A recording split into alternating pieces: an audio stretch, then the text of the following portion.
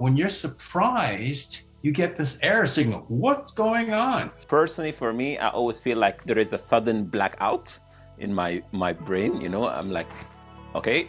So if you want to control the message, a surprise can do it because it bypasses thinking. What it does is it generates neuroplasticity. That means your brain is plastic now. It wants to form a new belief. So we ended up with this predisposition when surprised, learn instantly. So surprise is an alert signal. And for instance, in 2017, Wolfgang Schultz out of the University of Cambridge, he won the Brain Prize for figuring out how dopamine operates in surprise. Now this is fascinating for me, and I hope it's fascinating for your listeners. But what happens in surprise is essentially a neurological error signal. Something's wrong.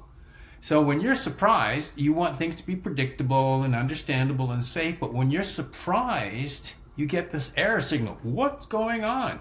Now that only lasts a few seconds, few milliseconds really. And then you have to figure out, is this safe? Or is this an opportunity? Am I in danger? Because surprise, unlike happiness and anger, which come with neurological signals, surprise is the only emotion that requires an interpretation. And because it requires an interpretation, we can manipulate the response after the surprise strategically. Last few milliseconds, and it doesn't know if it's good or bad, just pay attention. And then right after that, what Phasic dopamine does, that first burst, that's what Wolfgang Schultz figured out. What it does is it generates neuroplasticity. And what happens is, that means your brain is plastic now. It wants to form a new belief. It's trying to figure out what's going on. And when it does that, it's trying to figure out, should I approach or avoid? Is this danger or an opportunity? That's from our evolutionary past.